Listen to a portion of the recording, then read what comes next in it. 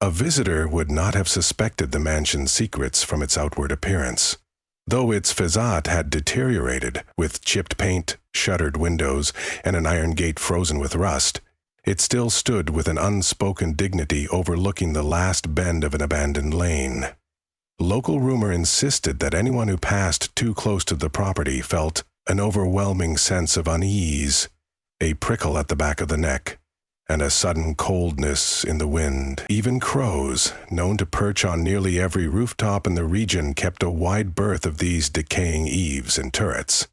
Yet beyond rumors and local dread, little was known about the tragedies that once befell those who dared venture inside. I came into possession of this mansion as the last remaining descendant of a long-lost lineage. The deed arrived to me in a water-stained envelope, along with cryptic instructions on a single piece of paper: never linger in the attic under the painting's gaze. Rolling my eyes at what I assumed was an old family superstition, I journeyed to the estate, determined to see for myself if any tangible ghost story lurked in those silent halls. Although I had never set foot inside, I could feel the weight of something intangible pressing itself upon every stone, as if the structure had grown hungry over the slow decay of decades. Upon entering, the mansion's front hall loomed with a grand staircase spiraling upward into darkness. Dust motes hovered in a pallid shaft of fading sunlight. The once lavish wallpaper was tattered, its pattern of intricate flowers nearly erased by time. Every step I took produced a long echoing creak on the warped floorboards. The mansion felt deserted, yet not empty. A shadow seemed to move in the corner of my eye now and then, disappearing when I turned quickly. Despite my skepticism, I found my pulse quickening. It was as if the very walls breathed, exhaling bitterness and sorrow. I began exploring the room systematically. Abandoned parlors, broken furniture, severed drapes. A bizarre hush weighed on me, as if the building itself was waiting for me to uncover something best left hidden. I found evidence scattered among the debris of people who had attempted to restore the mansion over the years, tools left behind, a single work glove, a ladder leaning precariously against a rotting wall. Yet no sign of them remained. No diaries or letters to mark their presence. It was as though time snatched them from the corridors without trace. The library, once an elegant retreat, was cluttered with dusty books that reeked of decay, their pages stuck together, unreadable, but a few spines bore titles in archaic tongues I couldn't recognize. A portrait above the fireplace drew my attention. It depicted an austere man with severe features. The brass placard beneath read, Percival Ashbourne, presumably an ancestor. His eyes seemed to glare out, but as I tilted my head, they lost their intensity. Something in that painting was off, though. I couldn't put my finger on it at first. I found myself stepping forward and backward, testing if its gaze might follow. It didn't, at least not in a literal sense, though an unexplained sense of dread wormed into me, prompting gooseflesh along my arms. I shook it off and moved on. Near dusk, I ascended the grand staircase and discovered the second floor to be a warren of corridors. Few of the doors were locked, as though sealing away untold secrets. Lights overhead didn't function, their wires chewed by rodents or so old they'd become worthless. Shadows stretched across my path in twisting shapes, cast from a fading sun through gnarled shutters. One corridor led to a narrower staircase that vanished into the gloom. I recalled the cryptic note, never linger in the attic, under the painting's gaze. My heart fluttered involuntarily, but I was too curious for caution. Perhaps I'm foolhardy, but I wanted to see what was hidden beyond that final flight of steps. The attic door was stiff, as though it resisted my intrusion. It groaned loudly on its hinges, revealing a large, open space cluttered with the detritus of centuries, trunks filled with moth-eaten clothes, crates stuffed with yellowing letters, broken artifacts from eras long forgotten. A single dormer window provided meager light, shimmering on motes of dust that drifted in the still air. I was quickly drawn to a tarp-shrouded object propped against the far wall. The fabric over it was tattered, revealing a corner of a gilded frame. Carefully, I pulled the tarp free. Beneath it lay an enormous portrait.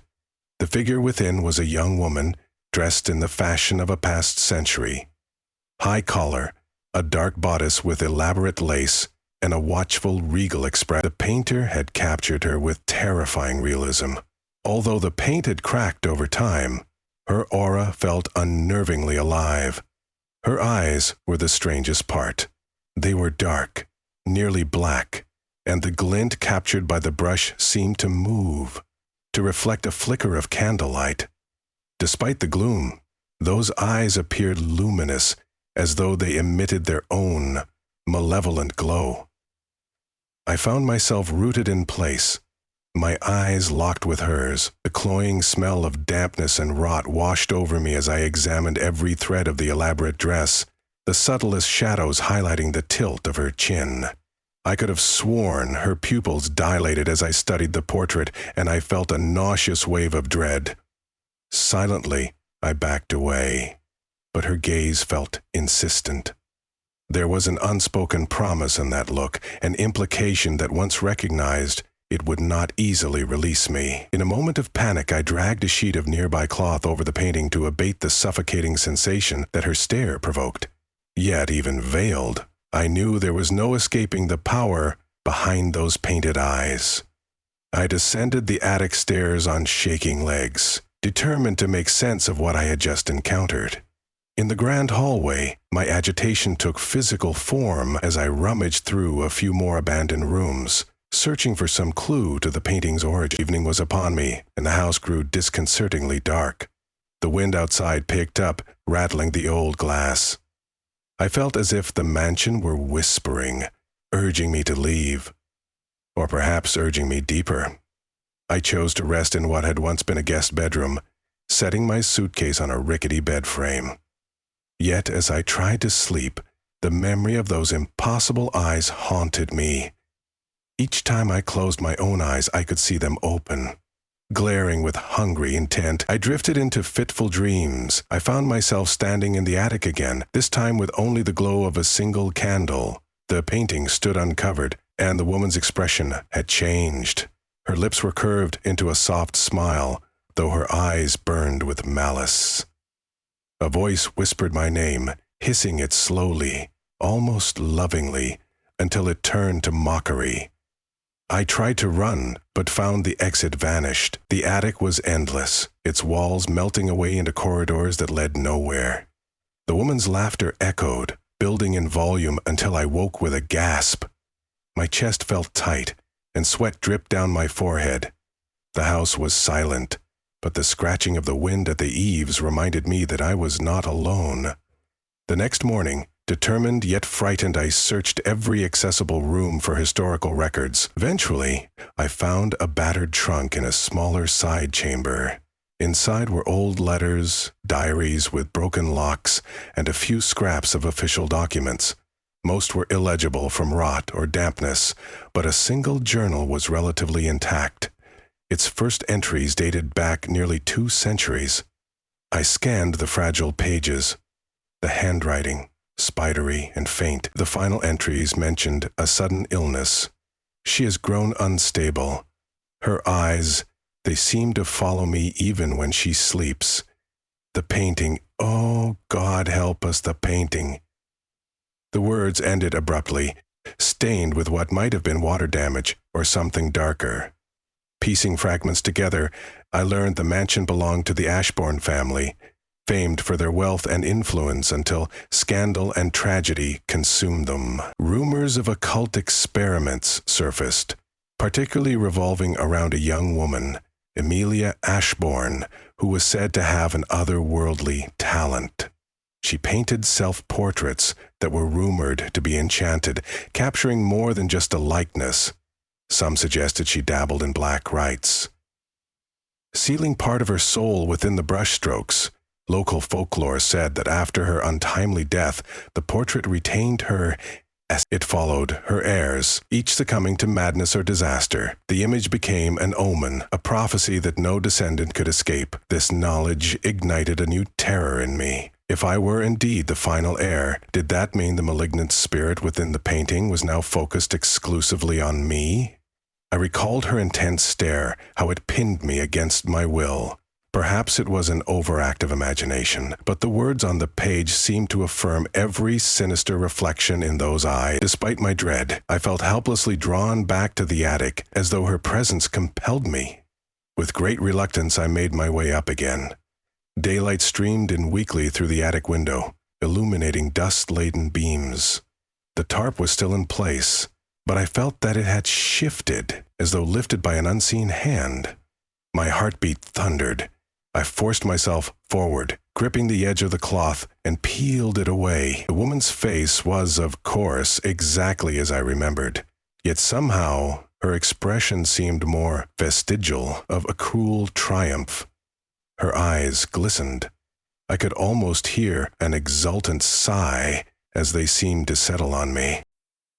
I summoned the courage to speak aloud, uncertain if I expected an answer. "What do you want?" I asked, my voice shaking. There was, of course, no verbal reply. Yet, in the silence of that musty attic, I felt an oppressively cold wind swirl around me. The corners of that canvas appeared to shift, the blackness of the woman's eyes shimmering like tar. A shiver of revulsion crawled along my spine. Nothing dramatic occurred in that moment, but a sense of foreboding weighed heavily, suffocating all rational thought. A sudden thumping from the far corner jolted me. Adrenaline surged. I whirled around, shining my flashlight, only to see the source. A trapdoor leading to a smaller crawl space above the rafters, gently vibrating as though something, or someone, tried to push it open from within. My heart hammered. Had I inadvertently stirred some presence by unveiling that painting? I took slow, tentative steps toward the trap. The thumping stopped. Curiosity warred with terror, but at length, I climbed the short ladder to unlatch the trapdoor. Inside was darkness. I cast my beam in a slow arc, discovering a cramped space littered with spider webs and small bones, rats perhaps, but in one corner I saw something that made me recoil. A small, child-sized rocking chair, rotted by time, on which was neatly folded a stiff, antique dress. The shape of a little girl seemed implied by the folds, though it was only cloth. A wooden box rested near it, covered in dust. My hands shook as I opened the box. Inside I found a single glass slide for a lantern projector, an old photographic technique. Examining it closely, my breath froze. The image on the slide showed Amelia Ashbourne as a child, holding a paintbrush with an almost sinister delight. Behind her was a half-finished portrait on the easel, capturing those exact same eyes I had seen. Had she begun this painting in childhood, imbuing it with some unholy power from the start? Suddenly the trap door slammed shut behind me, throwing me into darkness. I cried out, dropping my flashlight. Its beam fell sideways, creating frantic shadows. I lunged to push the trapdoor open, but it seemed locked from outside. Cold sweat soaked my palms. I banged on the wooden door, fighting panic. For an interminable moment I was stuck in that cramped space, air growing thin.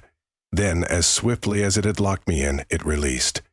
The trapdoor opened easily at my next push, nearly causing me to fall. I scrambled down the ladder, half expecting to see someone in the attic, but I was alone. The painting, uncovered, loomed as though mocking my fear. Over the following days, the house became a prison. It was not that I couldn't leave, rather. My body felt drained, my will captive to something intangible. Each morning I awoke from nightmares only to sense a compulsion to revisit the attic. To stand before that cursed portrait. I tried to resist, but found myself climbing those steps almost unconsciously. Each time the painting greeted me silently, yet its presence radiated a malevolent hunger. My reflection, twisting in its dark eyes, gave the impression of being consumed. Then, each night, I would hear footsteps pacing outside my door. Sometimes there was hushed laughter that circulated through the walls. Doors slammed unpredictably. My nerves frayed. At one point I decided enough was enough. I could not live like this, powerless and haunted. Gathering my courage, I decided the painting had to be destroyed. Perhaps that was the key to severing the curse. I rummaged through the tools in the basement, eventually finding an old hatchet. My entire body trembled as I made my way back to the attic. Despite the daylight outside, the space felt sunless, a vacuum where only fear thrived. Gripping the hatchet's handle, I yanked away the tarp and prepared to strike the canvas. But my body froze. The woman's eyes. They seemed to be looking not just at me, but into me, paralyzing me with dread. I raised the hatchet in a trembling arc, struggling to force the blow down. My arms grew leaden, as though invisible hands seized them. The entire attic reeled, spinning in my peripheral vision. I mustered every ounce of courage to swing. The strike landed wide, cutting only the wild air.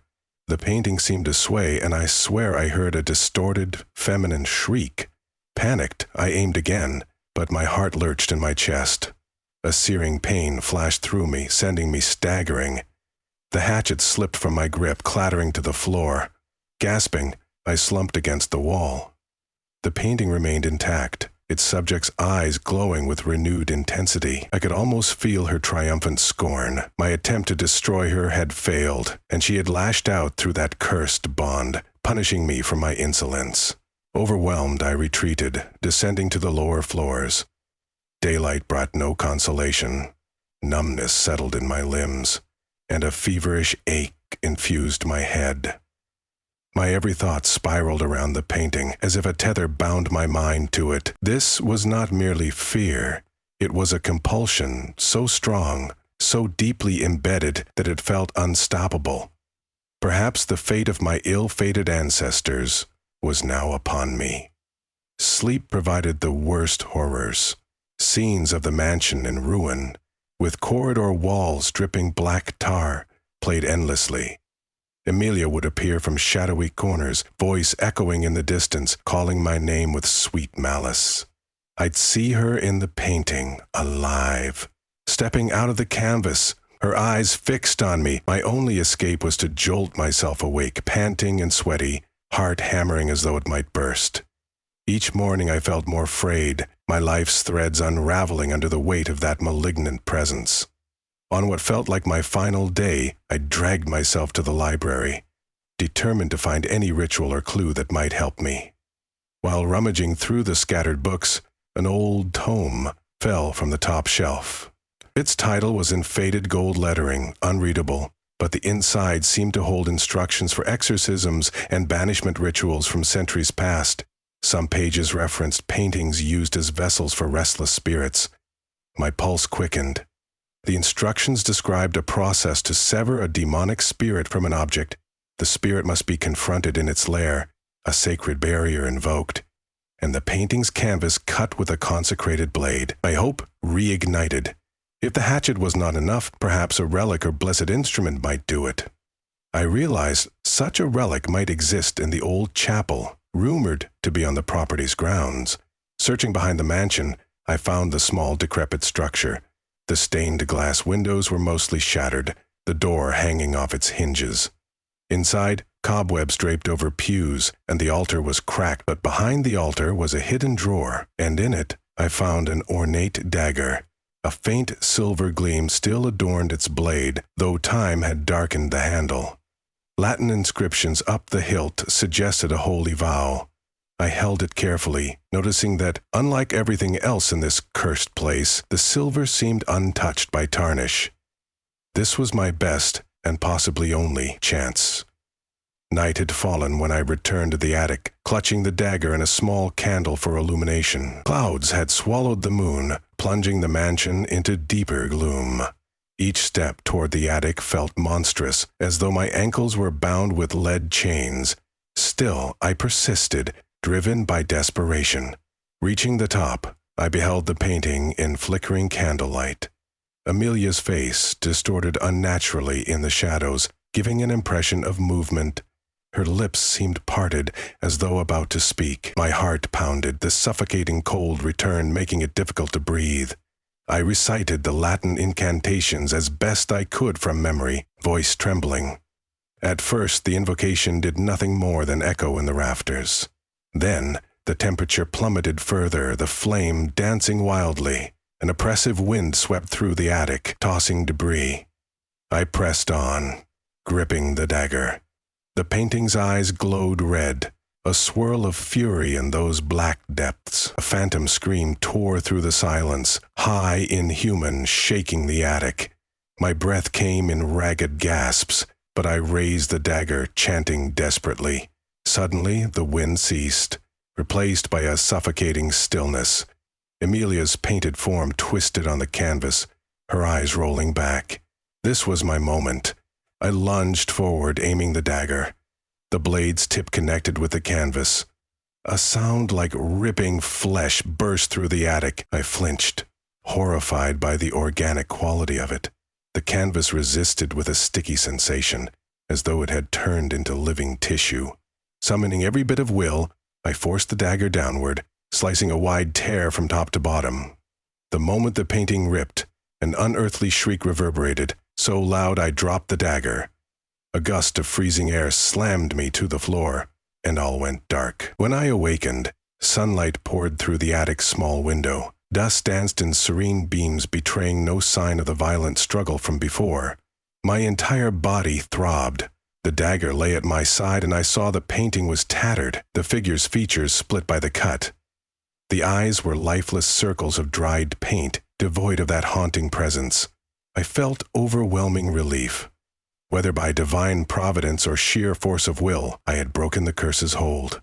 My mind felt lighter, as though 1,000 weighted chains had snapped free.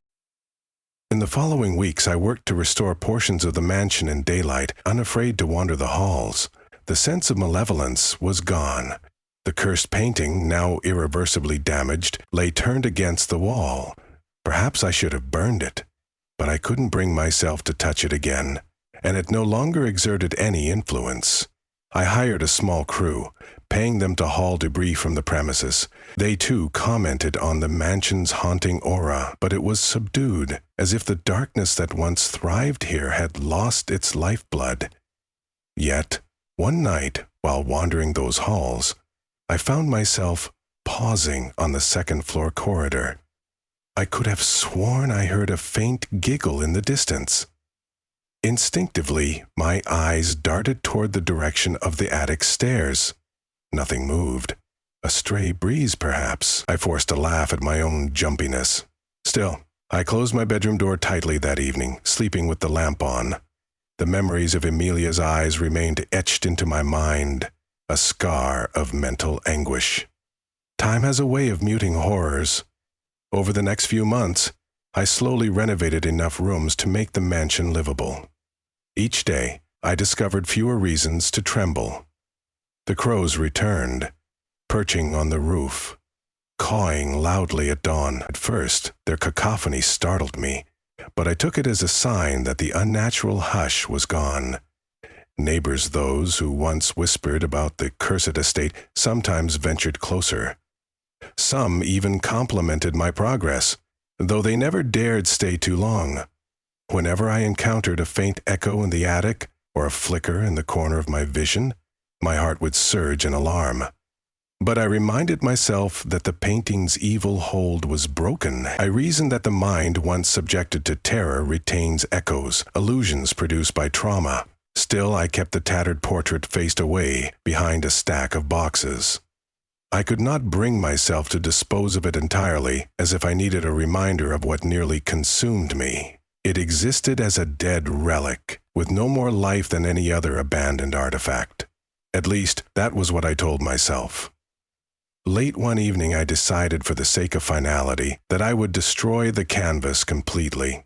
The renovations were nearly complete, and I had no desire for a cursed relic to linger in a house I planned to call my own. Dread coiled in my stomach as I climbed to the attic, but a resigned resolve guided me. The painting lay in the gloom, slashed open. Dust particles drifted around it, making it look old and harmless. I knelt down with a small crowbar and gently pried the nails from the frame. As the canvas came loose, a fluttering corner revealed the backside. My breath caught. There, hidden against the frame, was a tiny inscription. "She lives." The paint was faded black, nearly invisible. A chill rippled over me. I stared at the words. Rational thought told me it was just part of the painting's legend, a final flourish of malicious intention. Yet the silence of the attic seemed to hum with an undercurrent. With a determined breath, I yanked the canvas off the frame entirely and stuffed it into a metal barrel I brought up. I poured lighter fluid over it without ceremony. The single match hissed as it sparked to life, and then a burst of flame shot upward, devouring the canvas. Thick black smoke curled upward, stinging my eyes and nostrils, carrying with it that foul stench of old oil paint and something more acrid, more flesh-like. Just for an instant, I thought I heard a soft whimper, but the crackling fire soon drowned out any ephemeral sound. I watched until the painting was reduced to ash. After the flames died, a lightness filled me, a profound relief that the last vestige of Amelia's dark spirit and the Ashbourne curse had at last been set free. I left the ashes in the barrel overnight, then disposed of them carefully the next morning, scattering them away from the mansion's grounds. You could say I felt triumphant, as though I had exorcised not just the painting, but also the centuries-old malevolence that clung to my bloodline. Even so, an unease sometimes taps at the corners of my mind. I'll catch myself wondering if a remnant of her spirit could survive beyond the frame, lurking in the mansion's walls or in the memories of those who dwell here. Though I have opened the estate to new life, inviting distant relatives, friends, and eventually curious visitors, a corner of my heart remains vigilant. Some nights, as I stand on the veranda looking up at the attic window, I imagine I see a pale face gazing down at me. My rational mind insists it's only moonlight reflected in the dusty glass, yet the hair on my arms stands up all the same. There are rumors that if you stand alone in the attic on a stormy night, you can still feel a rush of cold air and hear a faint rustling, as though a canvas shifts in the darkness. A few claim they sense they're being watched from a corner of the room where nothing hangs and no one stands. I cannot confirm or deny these whispers. My only hope is that I've severed the chain that bound my family for generations. At least in the grand scheme of things, I no longer see those piercing, unholy eyes whenever I close my own. Whether or not the curse truly ended in smoke and ash, I do not know. I only know that for now, the Ashbourne mansion stands quieter than it has in centuries, and I am free, although at times, in the deep of night, I'm still uncertain if free is the right word. The future will tell, if evil indeed met its end. Until then, the memory of those black, watchful eyes remains a scar across my soul, reminding me that some shadows never fully disappear.